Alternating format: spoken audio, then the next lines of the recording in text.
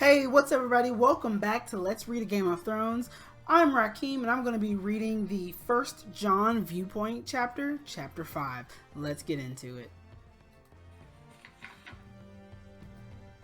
Alright everybody, so let's give you the skinny. This is my Let's Read. First off, there are major spoilers in this video. I don't actually read the books on screen, but I give you commentary and analysis on screen.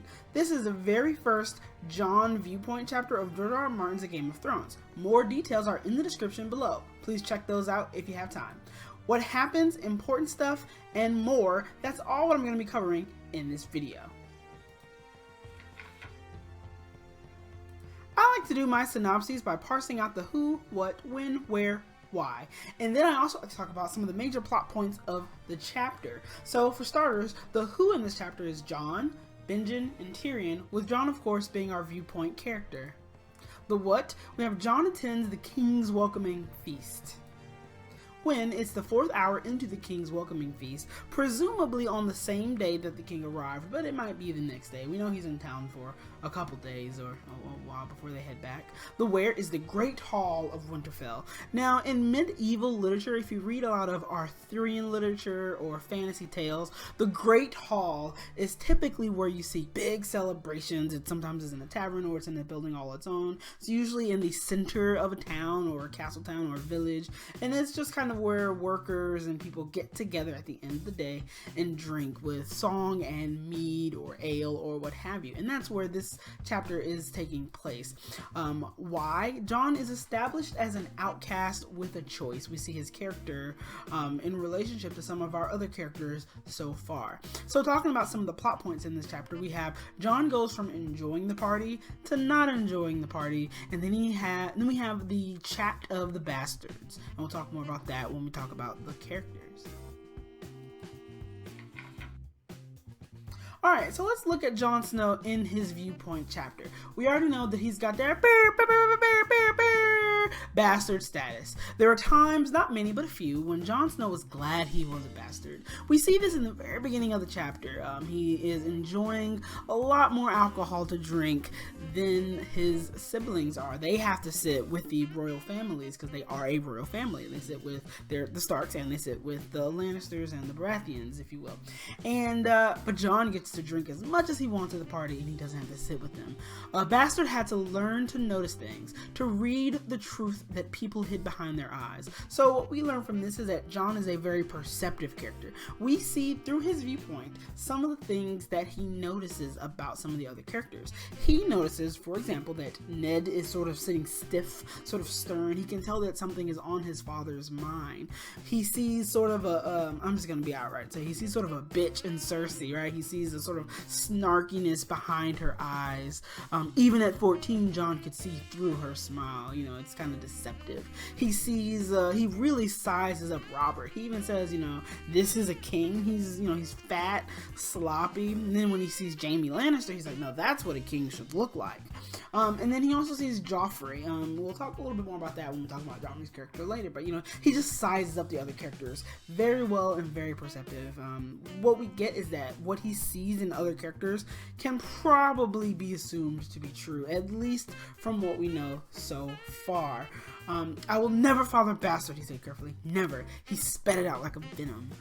So we see this this contrast from him going from being happy that he's a bastard, and by the end of the chapter we see that he is actually not very happy to be a bastard. He hates the situation, and he just wants to sort of be like everyone else. So we know that he has a painful life, which is taken from his conversation with his uncle Benjen, and then his feast escape. You know, he gets so drunk. They say you are your truest self when you've had too much to drink, and he certainly had too much to drink, and you see that when he's running away from the party in the end, and then Tyrion sort of puts that all into check. So, oh yeah, also he has choice. Unlike the other royal family, or unlike his siblings or the royal family, he has a choice. He can choose to join the Night's Watch, but you know, his brother Robb kind of has to inherit Winterfell. Bran and Rickon will have to be bannermen. His sisters will have to marry, you know, that sort of thing. But he has a choice. There's nothing that he has to do. Alright, so then we're going to talk quickly about Ghost, which is Jon's dire wolf. I believe it's the first dire wolf whose name we get, but I can't remember for certain, but we get his name's Ghost. We also know that he never makes a sound. That's why I named him Ghost. That and because he's white, you know, he is that albino out of the litter of dire wolves. The others are all dark, gray, or black, so he is different, just like how Jon is different. So the next character I'm going to talk about is Benjen Stark. He is Ned's brother and Jon's uncle, sharp-featured and gaunt as a mountain crag, but there was always a hint of laughter in his blue-gray eyes. He is a representative of the Night's Watch, and he sort of is Jon's escape. He respects Jon, and Jon sort of sees that through Benjen, you know, this honorable character who respects him as someone who is a father figure, if you will. Even though Ned is his father, he does have that multiple father figure through Benjen Stark. And he wants to join the Night's Watch to sort of he wants to choose to do that and sort of live a life of service and honor in the Night's Watch. The Night's Watch is a sworn brotherhood. We have no families. None of us will ever father sons. Our wife is duty. Our mistress is honor. So we, through his character, also learn more about what Jon wants to get into with the Night's Watch. Now we also learn some more about the Starks. We get a little bit more information about their banners. We get the house colors, gray wool with white trim, and we already know that the dire wolf is the house sigil. We learn some confirmed ages. Rickon is 3, Arya is 9, because it said that she's 2 years younger than Sansa, who we learned in a few chapters ago is 11.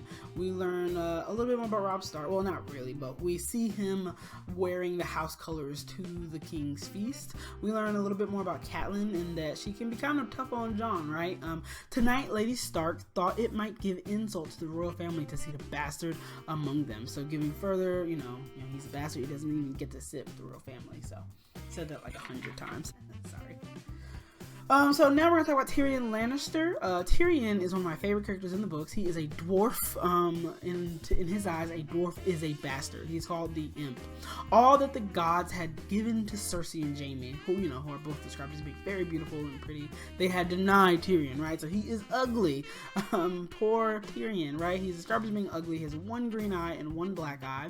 His hair is so blonde it seemed white. When they describe his hair, it's like, oh, it's white. But when they describe everyone else's hair, it's like, oh, beautiful golden curls. But no, on ugly Tyrion, it just looks white. And looking for all the world like a gargoyle. He's really described as being ugly in the chapter.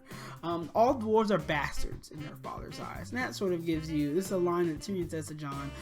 So that sort of gives you an idea of his upbringing, being a dwarf, and how difficult his life was, especially in contrast to Jon's, who seems to be living such a good life. He starts off the chapter drinking as much as he wants. Earlier in the book, we see him, just riding on a horse, getting dire wolves, interacting with his family, whereas it's probably a lot different for Tyrion. Am I? The dwarf replied, sardonic. Do tell my lord father. My mother died birthing me, and he's never been sure. So he is humorous. When Jon tells him Ghost would rip out his throat if he wasn't there, he responds to Jon and says, in that case, you had best stay close. And it's just very funny. He clearly is, he's not necessarily afraid, but he's like, hey, Jon, stick around. I don't want to get, I don't want to get deaded. Dwarves don't have to be tactful. Generations of capering fools and motley have won me the right to dress badly and say any damn thing that comes into my head. So that kind of gives you a little bit more insight into what he is like and what he thinks about. He's so analytical. He's very intelligent. Let me give you some counsel, bastard, Lannister said. Never forget what you are, for surely the world will not. Make it your strength, then it can never be your weakness. Armor yourself in it, and it will never be used to hurt you. Bars. And all dwarves may be bastards, yet not all bastards need be dwarves. So he really teaches Jon a life lesson here. It's like, don't let being a bastard get you down in life. Use it as an armor. Be who you are, if you will.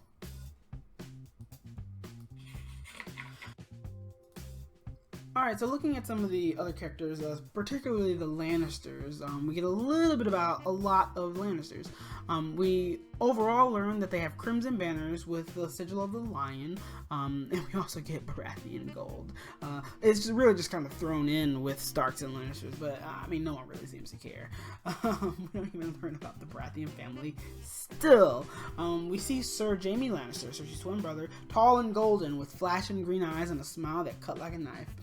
He is called the Kingslayer behind his back and called the Lion to his face. And we already know from previous chapters what the Kingslayer is and what he did, but we'll learn a little bit more intricacies as we read further.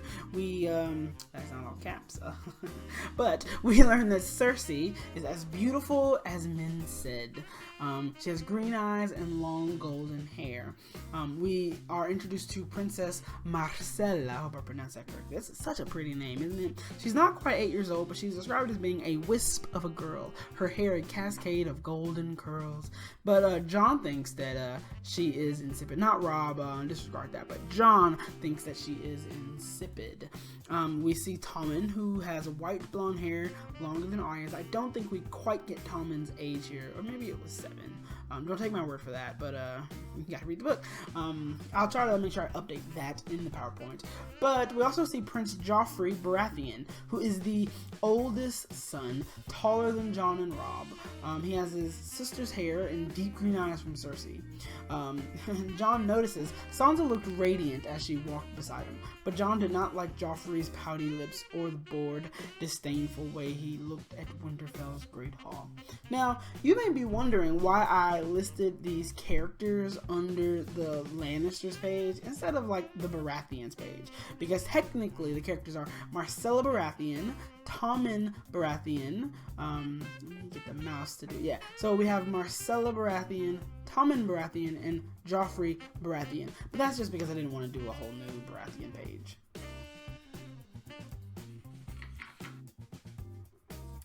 So now we have a few more other characters who appeared or were mentioned. We see Robert, of course.